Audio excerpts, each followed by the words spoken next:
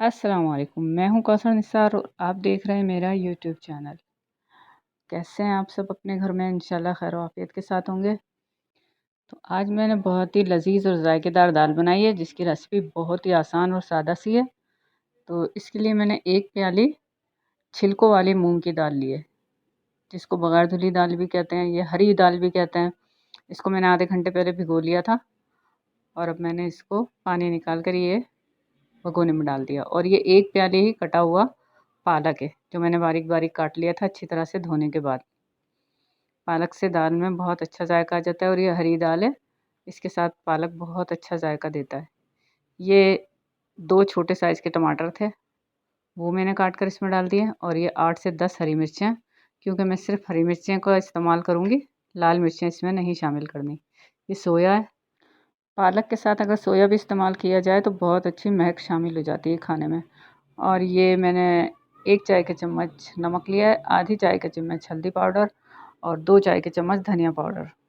بس صرف یہی مسالے میں نے ڈالے ہیں۔ لال مرچ کی جگہ میں نے ہری مرچیں استعمال کی ہیں۔ اور اب میں اس میں 2 گلاس کے قریب پانی ڈال دوں گی تاکہ یہ دال جو ہے وہ اچھی طرح سے گل جائے۔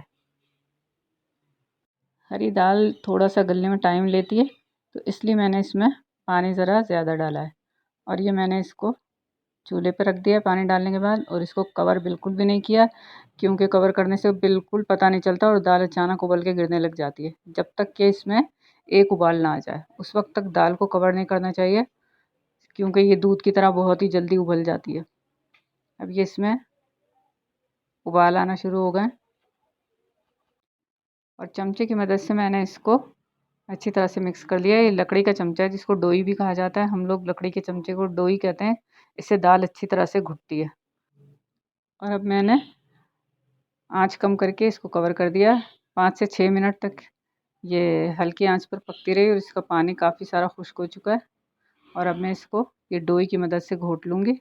دال کو جتنا گھوٹا جائے وہ اتنی اچھی بنتی ہے دال، اور یہ پالک اس کو ڈوئی سے میں نے اچھی طرح سے گھوٹنا شروع کر دیا ہے۔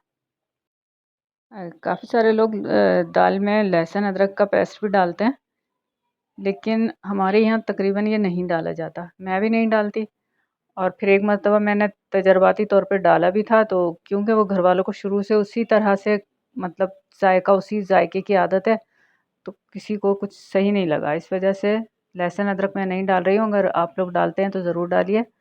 اصل میں ذائقے جو ہے نا وہ ہر گھر کا بھی الگ ہوتا ہے، اور ہر گھر میں ہر شخص کا بھی الگ ہوتا ہے۔ امی کے ہاتھ کا الگ، بہن کے ہاتھ کا الگ، بھابھی کے ہاتھ کا الگ، سب کے الگ الگ ذائقے ہوتے ہیں، الگ الگ طریقے ہوتے ہیں۔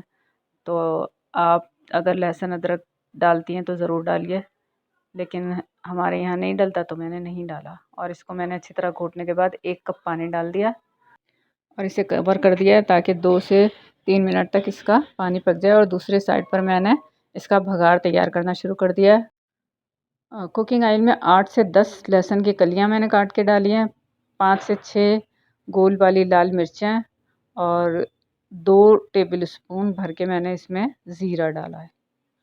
تو بس یہ میری بہت ہی آسان سی، سمپل اور سادہ سی دال تیار ہو گئی ہے۔